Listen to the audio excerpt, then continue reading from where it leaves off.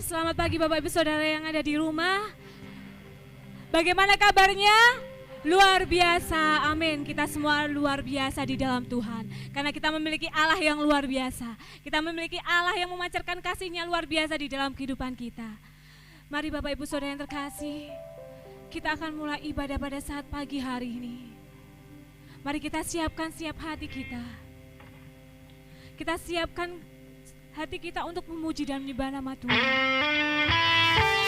Terima kasih Bapak buat kasih-Mu yang begitu besar bagi kami. Terima kasih Bapak buat pengorbanan-Mu yang luar biasa Tuhan di dalam kehidupan kami. Dengan apa kami dapat membalas kasih-Mu Bapak?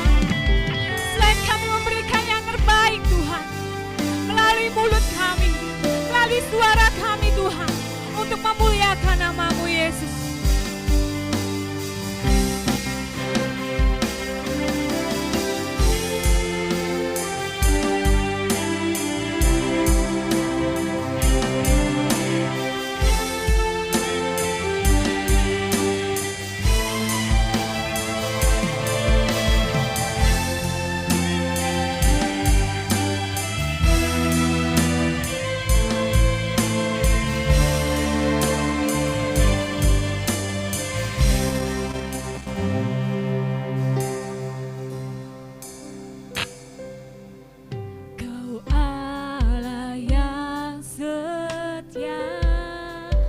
Bapa yang mulia, Bapa yang mulia, kasih-Mu besar Tuhan. Kau pulihkan hidupku, Kaulah harapan kami Tuhan, Kaulah harapanku. Hidupmu dalamku Tuhan, hidupku dalam-Mu. Terima kasih Tuhan, Kau selamatkan hidupku.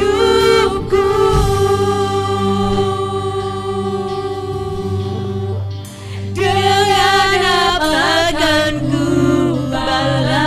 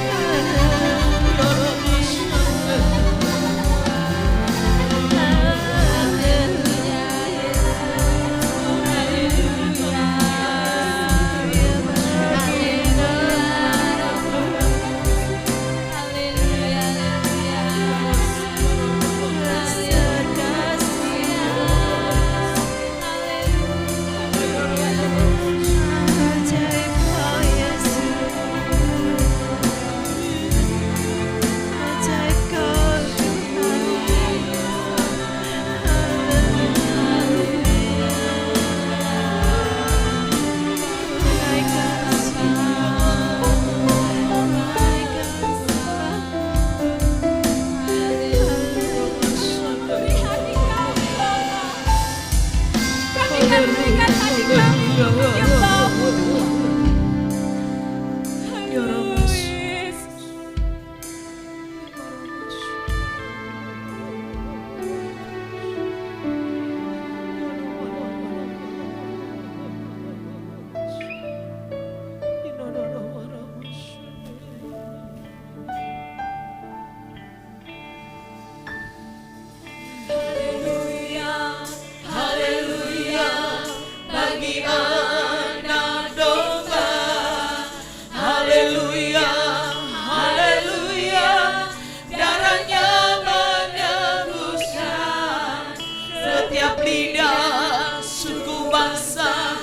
Semua makhluk dan pula berikan glory, berikan hormat, beri pujian bagi anak domba.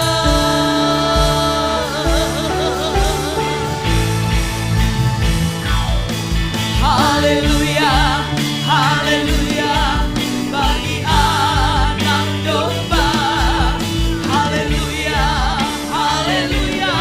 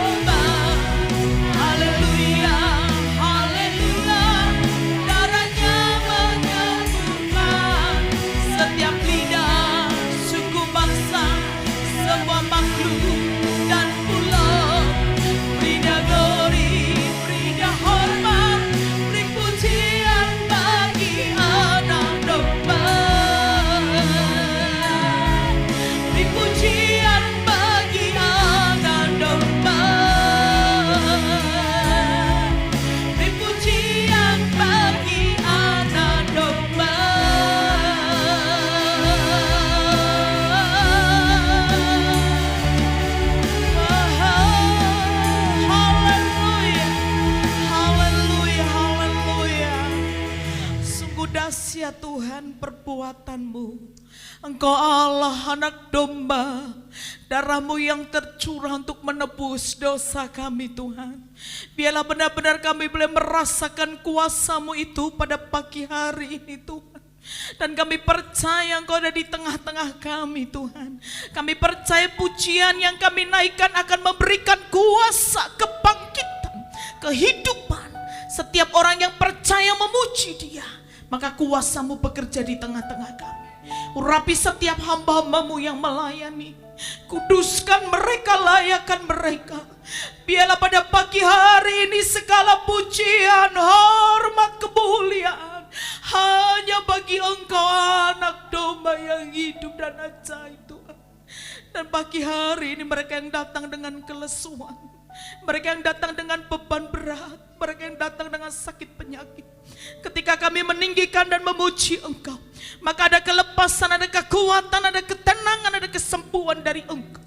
Untuk itu kami mau puji Engkau, kami mau tinggikan Engkau di dalam nama Tuhan Yesus Kristus. Jemaat Tuhan yang percaya, hanya Yesus yang layak kita tinggikan, kita puji dan kita agungkan. Mari percaya, katakan bersama-sama. Amin. Amin. Beri kemuliaan buat Tuhan kita, Bapak Ibu Saudara yang terkasih. Kita akan masih sama-sama untuk memuji dan memelikan nama Tuhan. Sebab kita mempunyai Tuhan yang ajaib. Kita mempunyai Tuhan yang luar biasa. Dia berkuasa dan mulia. Dan Dia adalah Allah yang layak kita tinggikan dan kita muliakan. Terpujilah namamu Tuhan. Sebab Dia ajaib dan penuh dengan keagungan. Mari kita bersama-sama satu hati untuk meninggikan namanya. Yang layak untuk terima pujian.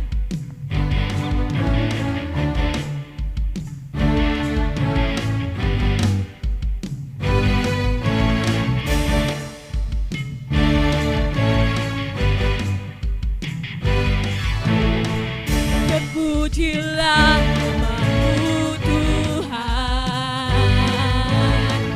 besar dan penuh kemuliaan. Satu hati, satu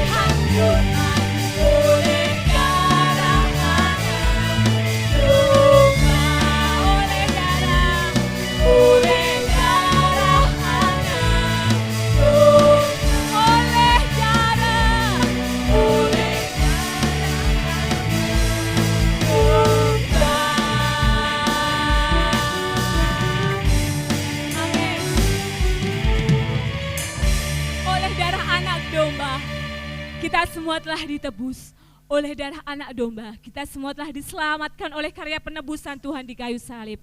Sebab itu mari kita siapkan siap hati kita Bapak Ibu Saudara yang berada di rumah. Kita akan mendengarkan sabda firman Tuhan. Karena karya penebusan Dia yang luar biasa menunjukkan betapa begitu besar pengorbanan Tuhan. Begitu besar karya Tuhan untuk menyelamatkan kita. Dan kasih-Nya selalu terpancar, selalu menyelimuti kita, dan tangannya tidak kurang panjang untuk membantu, untuk mengangkat kita, dan tidak membiarkan kita untuk terjatuh. Haleluya Yesus. Haleluya, terima kasih Tuhan. Hidupku menggenapi firman-Mu, tanda mujizat sertai tiap langkahku.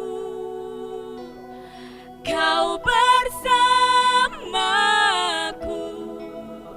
di dalamku, jadi bukti kebesaran-Mu.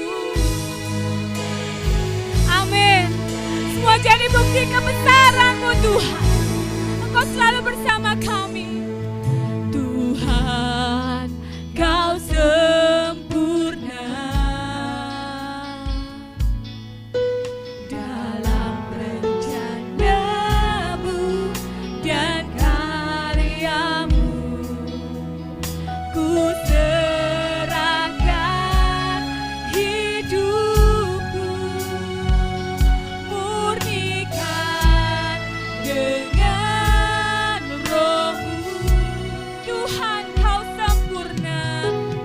Tuhan, Kau sempurna dalam rencana-Mu Bapa, dalam rencana-Mu dan karya-Mu.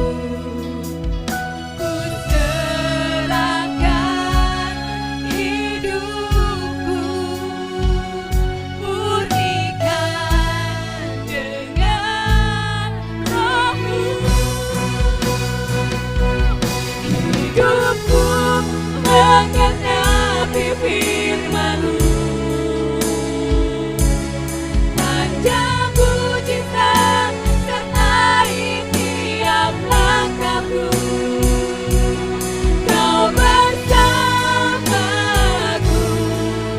di dalamku, jadi bukti kebesaran-Mu.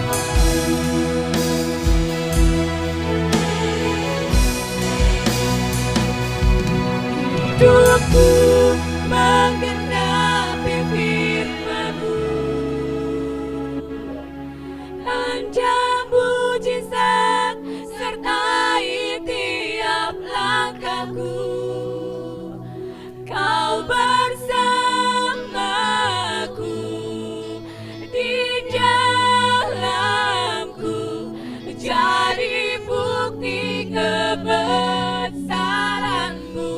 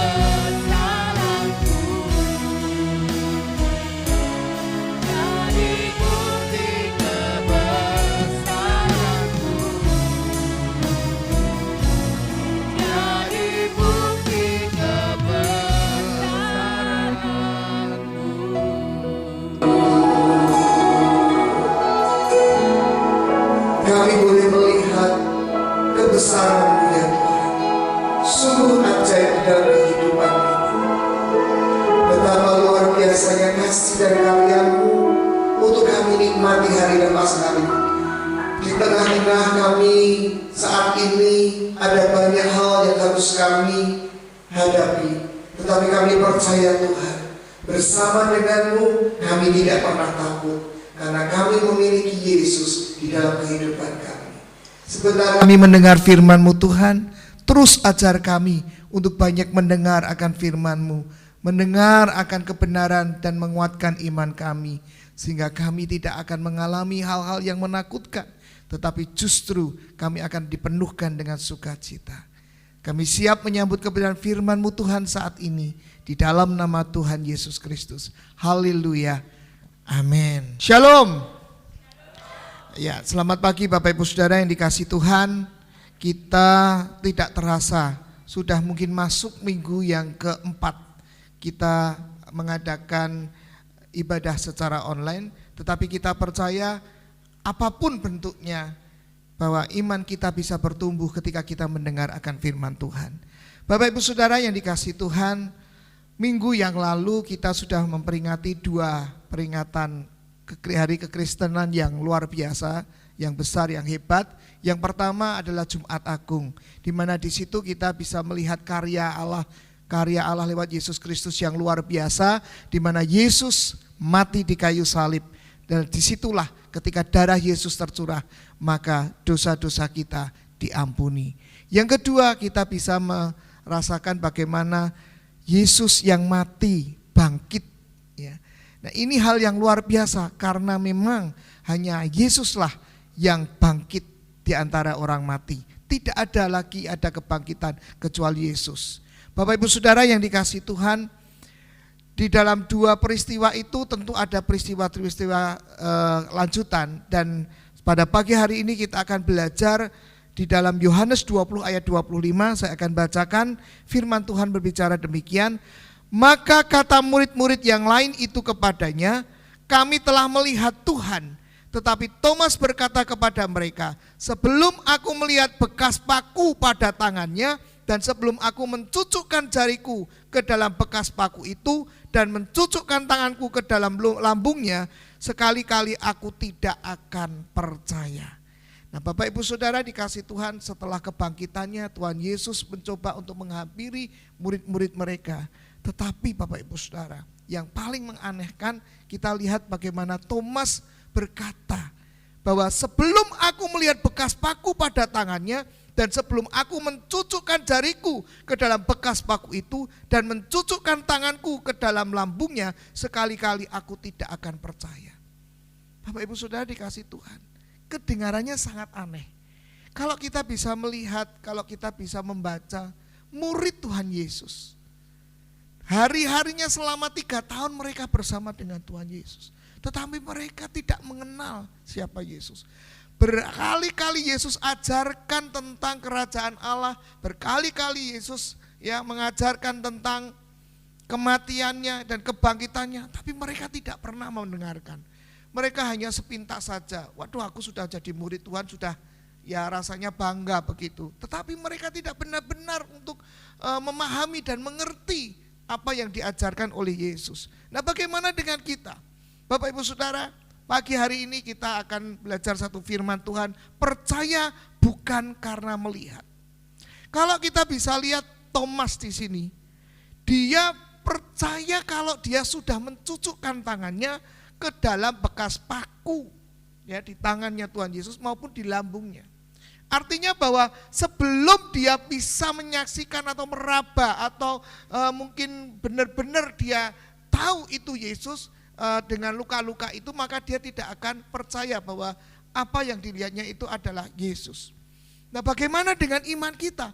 Apakah kita juga akan hal sama seperti Thomas, bahwa sebelum aku melihat sendiri, sebelum aku mengalami, aku belum mau percaya? Memang di akhir-akhir ini Bapak Ibu Saudara, banyak orang-orang yang kelihatannya Kristen tapi tidak Kristen. Apa artinya ini? Artinya bahwa mereka mengaku Yesus sebagai Tuhan, tetapi mereka belum percaya dengan adanya mukjizat. Mereka belum percaya akan karya Allah dalam kehidupannya. Seringkali, ayolah diajak ke gereja, kita mau beribadah, wah nanti dulu ya. Nunggu dulu. Nunggu apa? Nunggu sakit. Setelah sakit, sadar, minta doa sembuh, baru ke gereja. Sebelum aku melihat mujizat Tuhan, sebelum aku juga tokoku ini dibuat ramai sama Tuhan, aku tidak mau ke gereja. Seringkali kita memiliki iman yang seperti itu. Nah, Bapak Ibu Saudara yang dikasihi Tuhan, mengapa orang sulit menjadi percaya? Untuk percaya, dah tau percaya sama Tuhan namanya Yesus Kristus. Ya, dia yang sudah mati di kayu salib 2000 sekian tahun yang lalu. Dia akan menyelamatkan engkau. Engkau yang harusnya mati di dalam maut, engkau akan diselamatkan dan masuk dalam kerajaan surga. Wah, aku tidak percaya. Kenapa orang sulit percaya? Yang pertama, karena mereka belum mengenal secara pribadi siapa Yesus. Saya mengenal Bapak Presiden, tapi ya saya tahu Bapak Presiden, tapi belum tentu saya mengenal secara dalam. Orang mungkin mengenal saya, tetapi mungkin mereka belum mengenal secara mendalam siapa saya sesungguhnya. Nah, demikian juga kalau saya minta orang untuk percaya sama saya, tidak mungkin ya. Kalau jemaat saya katakan, kamu percaya enggak dengan saya, gembalamu? Mereka percaya. Tapi kalau saya tiba-tiba bertemu dengan seseorang, kemudian saya tanya, saya gembala sidang di keratonan, dia tanya-tanya, oh mosok sih, benar enggak ya ini Pak Michael ini gembala di sana, coba nanti saya cross check dulu yang lain. Seringkali ketika kita belum benar-benar mengenal, belum tahu siapa dia sesungguhnya, kita belum bisa klik atau kita belum bisa percaya. Tetapi ketika kita sudah tahu, kita sudah mengenal, baru kita bisa percaya. Itulah manusia di akhir zaman ini. Itulah manusia-manusia sekarang ini. Sudah dibuktikan Tuhan Yesus ketika dia mati di kayu salib. Sudah dibuktikan dengan kebangkitannya. Masih saja orang tidak mau percaya kepada Tuhan. Ayub 42 ayat 5 dan 6 dikatakan, hanya dari kata orang saja aku mendengar engkau, tetapi sekarang mataku sendiri memandang engkau. Oleh sebab itu aku mencabut perkataanku dan dengan menyesal aku duduk dalam debu dan abu. Bapak Ibu Saudara, kita lihat iman daripada Ayub ini. Dulunya Ayub belum percaya, makanya dia penderitaannya bertambah-tambah terus, penderitaannya terus menerus. Dan kalau kita baca di dalam kitab Ayub ini dari awal sampai akhir, ayat 42 itu adalah ayat di mana pada akhirnya Ayub sadar. Bagaimana dia mengatakan bahwa dari kata orang saja aku mendengar engkau, tetapi sekarang mataku sendiri memandang engkau. Ketika Ayub melihat Allahnya, ketika Ayub mengenal siapa Allahnya, baru dia berkata, sebab itu aku mencabut perkataanku dan dengan menyesal aku duduk dalam debu dan abu. Dan seketika itu juga Bapak Ibu Saudara, Ayub mengalami hal yang luar biasa. Dia sembuh, ya dia dipulihkan oleh Tuhan secara luar biasa. Nah, Bapak Ibu Saudara yang dikasihi Tuhan, seringkali kita tidak mengenal dengan sungguh siapa Yesus. Ya, kita tidak mengenal, karena itu belajar terus lewat ibadah kita, ya. Ibadah kalau sekarang ibadah online, walaupun kesempatannya ya kalau ibadah online itu mungkin kita tidak menjadi disiplin. Tetapi mari kita mau ajak tubuh kita ini untuk disiplin. Tiap jam 9 hari Minggu kita mau lihat streaming, kita mau ibadah, supaya kita ini belajar untuk disiplin. Dari situ kita mengenal siapa Yesus yang kita sembah. Di situ kita mengenal siapa Tuhan kita di dalam Yesus Kristus. Nah, disitulah nanti kita akan semakin percaya kepada Yesus. Kenapa kita tidak mengenal secara pribadi?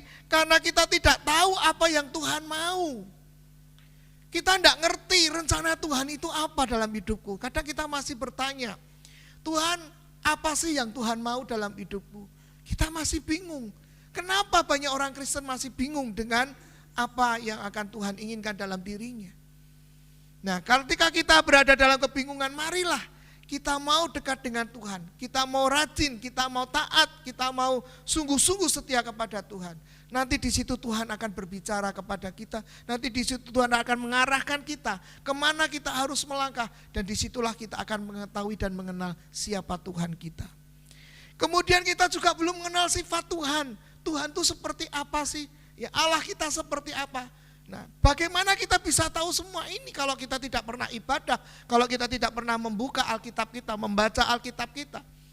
Kita perlu tahu semuanya ini. supaya kita mengenal siapa Tuhan yang kita sembah. Dari situlah maka kita bisa percaya. Tetapi kalau kita tidak mau dengan setia beribadah, tidak mau dengan sungguh-sungguh membaca firman Tuhan, tidak mau mendengar firman Tuhan, dari mana kita bisa mau percaya? Karena itu kita perlu tahu rencana Tuhan. Banyak baca, ya, banyak baca firman Tuhan. Sekarang ini kita banyak tinggal di rumah, manfaatkan banyak waktu kita untuk membaca firman Tuhan, belajar, ya, mulai belajar. Ada ayat-ayat mungkin Bapak Ibu Saudara jemaat yang dikasih Tuhan, yang mungkin kita bingung, wah ini ayatnya kayaknya bagus buat saya, tetapi saya enggak ngerti. Bapak Ibu Saudara bisa menghubungi kami, ya, hamba-hamba Tuhan, kita bisa menghubungi gembala Bapak Ibu Saudara. Kemudian tanya, saya kok dapat ayat ini ya, saya baca ini rasanya kok enak, rasanya kok saya ditenangkan. Apa sih maksud ini, maksud ayat ini?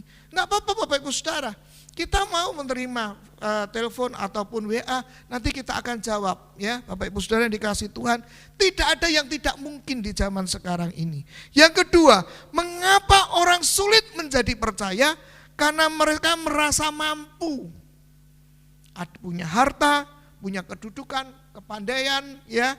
Jadi mereka merasa tidak perlu Tuhan, tidak perlu kenal siapa Tuhan. Aku tidak butuh Tuhan aja, aku pasti bisa hidup. Aku tidak butuh Tuhan saja, aku bisa menjalani kehidupan ini, aku bisa kaya, aku punya kedudukan, aku dihormati. Nah, orang-orang yang seperti ini adalah orang-orang yang paling sulit untuk percaya kepada Tuhan. Makanya kadang Tuhan itu membuat atau mengizinkan pencobaan datang pada kita. Tiba-tiba perusahaan kita mungkin mengalami masalah. Hal yang saat ini terjadi, tiba-tiba kita tidak bisa bekerja, tiba-tiba kita tidak bisa melakukan aktivitas seperti biasanya. Kita harus tinggal di rumah. Nah Bapak Ibu Saudara dikasih Tuhan, inilah waktu kita untuk lebih mendekatkan diri kepada Tuhan. Akhir zaman benar-benar sudah dekat. Segala sesuatu akan digenapi dalam waktu-waktu ini. Kita tidak pernah tahu kapan, tetapi yang jelas tanda-tanda sudah mulai ada. Orang yang mengandalkan hartanya, orang yang mengandalkan kedudukannya, orang yang terlalu bangga dengan kepandaiannya adalah orang yang tidak membutuhkan Yesus. Dia tidak mungkin mudah untuk percaya. Matius 6 ayat 21 mengatakan, karena di mana hartamu berada, di situ hatimu berada. Hati kita harus kita persembahkan kepada Tuhan. Hati kita harus kita buka untuk menerima Tuhan dalam hidup kita. Tetapi karena di situ hati kita penuhi dengan harta, maka Tuhan tidak pernah bisa untuk tinggal di dalam hati kita. Bapak Ibu Saudara dikasih Tuhan, ubah itu semua, balik itu semua, fokuskan kepada Tuhan. Biar Tuhan yang menuntut hidup kita. Yang ketiga, mengapa orang sulit menjadi percaya? Bapak Ibu Saudara yang dikasih Tuhan, yang ketiga adalah karena kita punya kekerasan hati. Hati kita keras seperti batu, bahkan lebih keras daripada batu itu sendiri. Mazmur 95 ayat 8 hingga 11 katakan, janganlah keraskan hatimu seperti di Meriba, seperti pada hari di masa di padang gurun. Pada waktu nenek moyangmu mencobai aku, menguji aku, padahal mereka melihat perbuatanku. 40 tahun aku jemu kepada angkatan itu, maka kataku, mereka suatu bangsa yang sesat hati dan mereka itu tidak mengenal jalanku, sebab aku bersumpah kepada murkaku, mereka takkan masuk ke tempat pemberhentianku. Karena kekerasan hati bangsa Israel, bangsa itu tidak pernah bisa masuk ke tanah perjanjian. Bapak Ibu Saudara yang dikasihi Tuhan, apakah kita akan tetap mengeraskan hati kita supaya kita ini merasa bangga dan kuat bahwa kita ini adalah orang yang hebat? Sudah bukan zamannya lagi. Ingat peristiwa-peristiwa akhir ini, peristiwa yang kita alami bahkan dialami oleh bangsa-bangsa di dunia ini. Marilah kita mulai menyadari bahwa kita butuh Tuhan. Kita butuh percaya kepada Tuhan. Ya.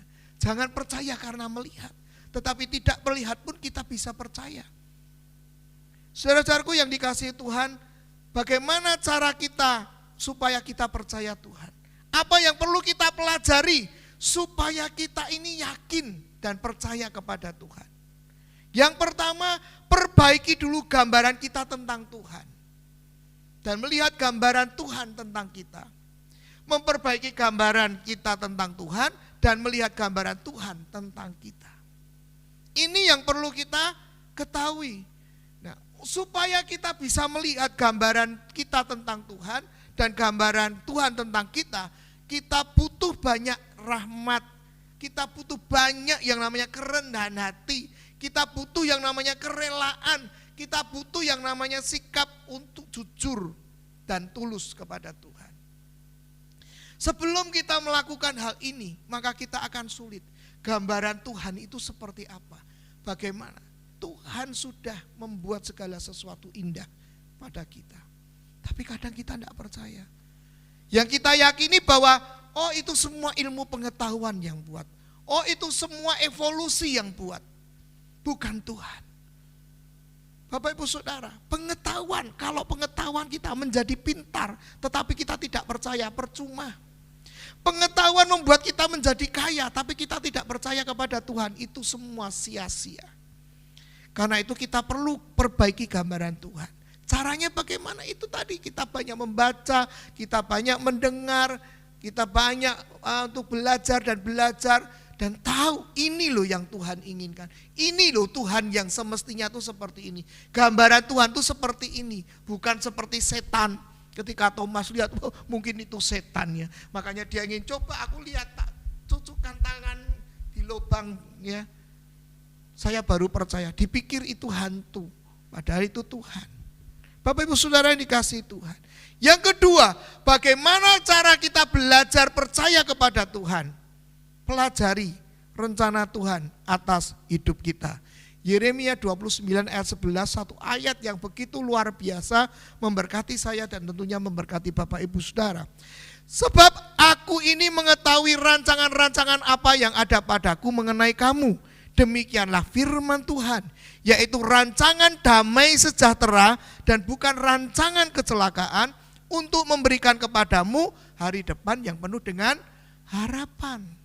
Nah Bapak Ibu Saudara, kita perlu tahu rencana Tuhan. Terkadang kita aduh Tuhan, kenapa masalah demi masalah aku hadapi. Ini belum selesai, masih ada lagi beban hidup lagi, masih ada ini. Tuhan bagaimana Tuhan?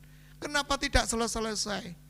Ya selesai-selesai seperti ini. Bapak Ibu Saudara, karena kita belum tahu rencana Tuhan. Tetapi kalau kita mengenal rencana Tuhan, katakan bahwa Allah tidak merancangkan kecelakaan. Tetapi Allah merancangkan dan memberi kita hari depan yang penuh dengan harapan. Artinya apa? Segala sesuatu yang diberikan Tuhan itu indah. Ya. Roma 8 ayat 28 bahwa Allah turut bekerja dalam segala hal untuk mendatangkan kebaikan bagi kita. Tapi kita masih sering mengeluh, kita masih belum percaya, kita masih meragukan pekerjaan Tuhan, penyertaan Tuhan dalam hidup kita. Padahal firman Tuhan jelas dan tahu bahwa Tuhan akan membuat hari depan kita indah dan Tuhan akan segala sesuatu dibuat Tuhan itu indah pada waktunya. Bapak Ibu Saudara yang dikasihi Tuhan, hal yang ketiga, cara kita belajar untuk percaya kepada Tuhan, kumpulkan pengalaman bersama dengan Tuhan. Saya sering mengatakan kepada Bapak Ibu Saudara, kita ini boleh mengatakan Kristen, tetapi belum tentu kita itu Kristen. Kenapa? Karena kekristenan yang sejati adalah ketika kita memiliki pengalaman bersama dengan Tuhan. Sudahkah Bapak Ibu Saudara memiliki pengalaman bersama dengan Tuhan? Artinya suatu kesaksian bahwa oh iya ternyata bersama dengan Tuhan itu luar biasa. Oh iya ternyata bersama dengan Tuhan ada banyak hal yang bisa terjadi di luar pengetahuan kita, di luar logika kita, di luar pemikiran kita. Oh kok bisa seperti ini ya. Dan kita bersyukur itu semua karena Tuhan. Bukan karena gagah kuat kita, bukan karena kepandaian kita. Jadi kumpulkan pengalamanmu bersama dengan Tuhan sebanyak-banyaknya. Dari situ kamu akan semakin yakin, semakin percaya. Tuhan kita di dalam nama Yesus adalah luar biasa. Matius 10 ayat 29 dan 30 sampai 31 katakan, bukankah burung pipit dijual 2 ekor seduit, namun seekor pun daripadanya itu tidak akan jatuh ke bumi di luar kehendak Bapamu. Dan kamu rambut kepalamu pun terhitung semuanya. Sebab itu janganlah kamu takut, karena kamu lebih berharga daripada banyak burung pipit. Bapak Ibu Saudara, kalau saya suruh ngitung rambut saya enggak bisa. Ya, saya katakan rambut saya 1 juta. Bapak Ibu Saudara enggak percaya, coba hitung saja. Baru 10 aja sudah capek rasanya. Tetapi firman Tuhan katakan, dan kamu rambut kepalamu pun terhitung semuanya. Luar biasa Allah kita. Masih meragukan lagi tentang karya Tuhan. Masih meragukan lagi untuk percaya kepada Tuhan. Bapak Ibu Saudara, Tuhan kita luar biasa. Karena itu tetaplah pada imanmu. Fokuslah kepada Tuhan. Kemudian bagaimana cara kita belajar untuk percaya Tuhan yang keempat? 1 Tesalonika 5 ayat 18 katakan, mengucap syukurlah dalam segala hal, sebab itulah yang dikehendaki Allah di dalam Kristus Yesus bagi kamu. Yang keempat adalah mensyukuri apa yang Tuhan berikan pada kita. Ada berapa banyak orang Kristen bilang bersyukur, tetapi dia sendiri tidak pernah bersyukur. Bapak Ibu Saudara yang dikasihi Tuhan, apakah hidup kita saat ini, pengalaman kita saat ini, bahkan keadaan kita saat ini, kita mau mensyukuri? Ataukah kita masih berkata, Tuhan itu tidak adil? Tuhan, di manakah engkau saat ini? Apakah engkau tidak bisa berbuat sesuatu untuk kita? Bapak Ibu Saudara, segala sesuatu Tuhan bisa berbuat. Kalau gitu Tuhan, matikan virus COVID, semuanya sehat. Bukan itu, bukan segampang itu. Dan Tuhan juga tidak akan mau diperintah oleh kita. Dikatakan di sini juga bahwa tadi burung pipit tidak akan jatuh ke bumi tanpa kehendaknya. Demikian juga COVID ini, kalau bukan kehendak Tuhan untuk selesai, maka tidak akan pernah selesai. Karena itu kita orang percaya, hendaklah kita tetap berdoa dan berdoa, supaya segala sesuatu itu bisa segera berlalu dan kita akan melakukan aktivitas kita secara normal. Nah, saudara-saudaraku yang dikasihi Tuhan, apa upah bagi orang yang percaya? Seringkali kita bernimbang-nimbang, apa yang aku dapat sih ketika aku percaya? Nah, Bapak Ibu Saudara, kalau saya katakan ini Bapak Ibu Saudara masih belum percaya, kalau orang Jawa katakan kebangetan, ya, kebangetan. Upah bagi orang percaya jelas keselamatan. Keselamatan yang bagaimana? Apakah mau ditabrak truk langsung kita bisa melompat, ya, diloloskan begitu? Tidak. Keselamatan di sini adalah keselamatan kekal, di mana dosa kita, di mana segala sesuatu yang mengikat kita, yang harusnya kita masuk dalam alam maut, dibayar lunas oleh Tuhan, dibayar lunas oleh darah Yesus. Nah, itulah Bapak Ibu Saudara dikasihi Tuhan, keselamatan yang sejati, yaitu keselamatan kekal, hidup kekal di dalam kerajaan surga. Yohanes 3 ayat 36 katakan, barang siapa percaya kepada anak, di sini Yesus, ia beroleh hidup yang kekal. Tetapi barang siapa tidak taat kepada anak, ia tidak akan melihat hidup, melainkan murka Allah tetap ada di atasnya. Apakah kita yang pilih keselamatan, ataukah kita milih murka Allah? Saya kalau memilih tentu akan milih keselamatan. Dan saya percaya Bapak Ibu Saudara semua memilih yang namanya keselamatan. Karena itu kita harus percaya pada Tuhan. Kita percaya kepada anak, yaitu Yesus Kristus, supaya kita beroleh keselamatan. Ketika kita percaya, maka keselamatan itu akan ada bagi kita. Yang kedua, upah bagi orang yang percaya adalah menerima janji Tuhan atau menerima kebaikan Tuhan. Mazmur 37 ayat 23 hingga 24. Tuhan menetapkan langkah-langkah orang yang hidupnya berkenan kepadanya. Apabila ia jatuh, tidaklah sampai tergeletak, sebab tangan Tuhan menopang tangannya.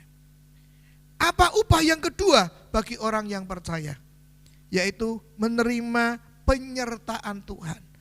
Orang percaya itu akan disertai Tuhan.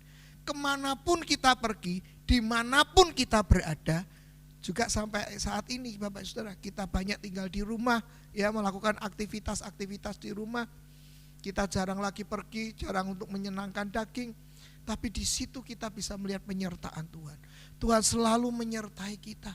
Kita diberikan hikmat, bukan menjadi orang yang bodoh, yang hanya memikirkan diri sendiri, merasa hebat diri sendiri. Tetapi pada akhirnya kita juga akan tumbang. Tetapi kita harus punya hikmat kepada Tuhan. Hikmat yang Tuhan berikan bagi kita, kita harus gunakan. Karena hikmat itu akan menyertai bagi orang-orang yang percaya. Yang kedua, Bapak Ibu Saudara, upah yang bagi orang yang percaya. Janji Tuhan itu tentang apa? Tentang kepemimpinan. Artinya Tuhan akan memimpin kita. Kalau tadi yang pertama Tuhan menyertai kita, sekarang Tuhan akan memimpin kita. Dan yang paling hebat Bapak Ibu Saudara yang dikasih Tuhan, upah bagi orang yang percaya adalah pemulihan. Hidup kita akan dipulihkan. Ya. Banyak hal yang kita bisa kerjakan di dalam rumah, yang dulu banyak hal yang kita kerjakan, hal-hal yang mungkin itu nyerempet-nyerempet bahaya, nyerempet-nyerempet untuk kita ini bisa jatuh di dalam dosa. Tetapi sekarang ini kita bisa fokus, kita bisa lebih sungguh-sungguh kepada Tuhan, maka hal-hal yang nyerempet bahaya itu bisa kita hilangkan, yang kita bisa hindari, dan kita hidup sungguh-sungguh. Dan kita percaya bahwa nanti ketika Tuhan datang kali yang kedua, kita semua akan diangkat Tuhan. Amin. Pemulihan, Yoel 2 ayat 25 katakan, aku akan memulihkan kepadamu tahun-tahun yang hasilnya dimakan habis oleh belalang pindahan, belalang pelompat, belalang pelahap, dan belalang pengerip. Tentaraku yang besar akan kukirim di antara kamu. Jadi Bapak Ibu Saudara tidak perlu takut. Apa yang akan terjadi setelah COVID ini selesai? Percayalah kepada Tuhan. Tuhan punya rencana yang indah bagi orang-orang yang percaya. Orang lain masih berpikir-pikir besok apa ya, besok bagaimana. Tetapi kita masih ada dalam keadaan sukacita. Terus bersyukur dan bersyukur. Dan kita percaya selesai ini semua, kita bisa nikmati yang namanya keindahan dari Tuhan akan janji dan rencananya. Dan yang ketiga, yang terakhir, upah bagi orang percaya adalah di dalam Roma 15 ayat 13, sukacita dan damai sejahtera. Amin. Semoga Allah sumber pengharapan memenuhi kamu dengan segala sukacita dan damai sejahteramu dalam iman kamu, supaya oleh kekuatan Roh Kudus kamu berlimpah-limpah dalam pengharapan. Saudara-saudaraku yang dikasihi Tuhan, sukacita dan damai sejahtera akan menyertai kita, orang-orang percaya. Apakah sekarang kita masih belum percaya? Apakah kita masih meragukan apa yang Tuhan lakukan sekian ribu tahun yang lalu? Saudara-saudaraku yang dikasihi Tuhan, saya memiliki kerinduan bahwa saat-saat seperti ini kita banyak membuat renungan-renungan. Kita merenungkan kehidupan kita. Kita tidak perlu untuk menyendiri. Kita tidak perlu untuk mencari tempat tertentu. Tapi Tuhan sekarang memberikan waktu bagi kita yang banyak untuk kita bisa merenung, untuk kita bisa berdiam diri, untuk kita bisa mengoreksi kehidupan kita, supaya kita ini tetap di dalam iman kita. Teruslah percaya kepada Tuhan. Kesimpulannya, Bapak Ibu Saudara, kita tidak tahu seperti apa kehidupan yang Bapak Ibu Saudara jalani saat ini. Namun satu hal yang pasti, kalau jemaat mau memutuskan untuk hidup di dalam Tuhan, perlu untuk memutuskan percaya kepadanya terlebih dulu. Percaya bukan hanya diperkatakan, tetapi percaya kita harus buktikan dengan perbuatan. Bukan dengan apa yang kita lihat, tetapi kita percaya karena kita tahu siapa Tuhan yang kita sembah. Amin. Tuhan memberkati. Bapak Ibu Saudara yang dikasihi Tuhan, sebelum kita berdoa, kita akan sama-sama pujikan satu pujian. Percaya di saat ku tak mengerti, percaya di saat ku tak melihat. Percaya dan percaya. Iman di dalam Kristus Yesus adalah sumber kekuatan dalam kehidupan kita.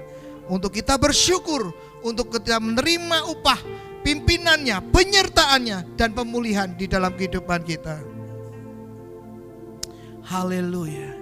Mari Bapak Ibu Saudara, sebelum kita berdoa, rasakan kuasa Tuhan lewat percaya imanmu. Haleluya. Percaya di saat ku tak mengerti, percaya di saat saat ku tak melihat, percaya,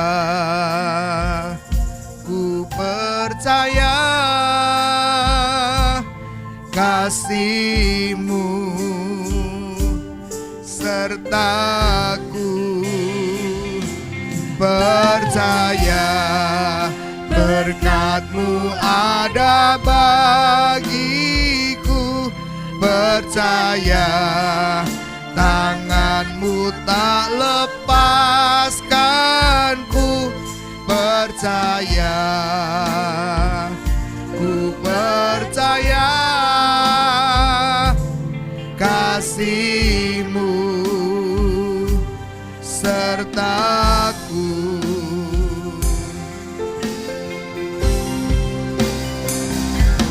Percaya, ku percaya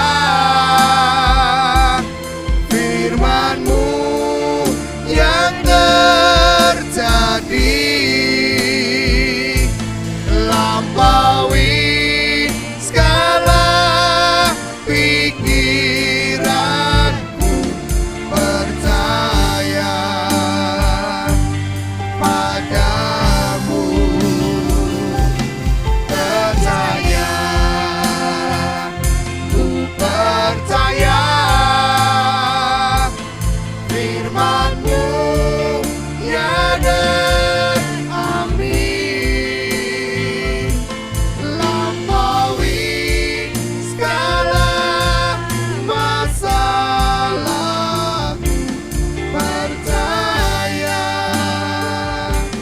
padaku. Haleluya. Bapak Ibu Saudara yang dikasihi Tuhan, dimanapun engkau berada pagi hari ini, masihkah kita tidak percaya akan Yesus? Saat ini adalah saat yang terindah bagi kita, untuk kita bisa merenungkan firman Tuhan. Apakah arti hidup ini tanpa Yesus di dalam kehidupan kita? Jangan kita hanya melihat baru percaya, tetapi biarlah kita memiliki iman. Walaupun itu belum terjadi, walaupun tidak pernah kita lihat, tetapi kita yakin dan percaya Tuhan ada bersama dengan kita. Karena Dia hidup, Dia bangkit dari antara orang mati. Allah hidup saat ini. Allah hidup bersama dengan Bapa di surga. Dan Dialah yang kita percayai dan kita sembah. Haleluya, berkati dan berkati Tuhan. Berkati seluruh jemaat-Mu saat ini. Haleluya. Percaya, ku percaya firman-Mu ya terjadi, lampaui segala pikiranku, percaya padamu, percaya, ku percaya, ku percaya firman-Mu ya dan amin, firman-Mu ya dan amin, lampaui segala masalah, percaya padaku. Bapak Ibu Saudara yang dikasihi Tuhan, apa yang jadi beban masalahmu pagi hari ini? Apa yang menjadi pikiranmu yang membuat engkau tidak lagi percaya kepada Tuhan? Apa yang membuat engkau tidak lagi percaya kepada Tuhan? Serahkanlah kepada Tuhan saat ini. Pagi hari ini ada satu tantangan bagi kita untuk tetap percaya dalam keadaan apapun. Karena disitulah Tuhan akan bekerja, melampaui segala pikiran kita, melampaui segala masalah-masalah kita. Asal kita percaya ada berkat bagi kita, tangan Tuhan menyertai kita, dan kita tidak perlu melihat, tetapi hanya percaya, maka Tuhan akan berikan kekuatan bagi kita. Mari kita angkat tangan kita kita akan tutup di dalam doa. Saudara-saudaraku yang dikasihi Tuhan, tiba kita di akhir ibadah pagi hari ini. Mari rasakan kuasa dan hadirat Tuhan dalam kehidupan kita. Dan terimalah berkat daripada Allah Bapa yang ada di surga. Kasih sayang, kemurahan, pertolongan dari Yesus Kristus Sang Putra yang bersama dengan Roh Kudus selalu menyertaimu saat ini sampai Maranatha. Tuhan Yesus datang kali yang kedua. Haleluya. Amin.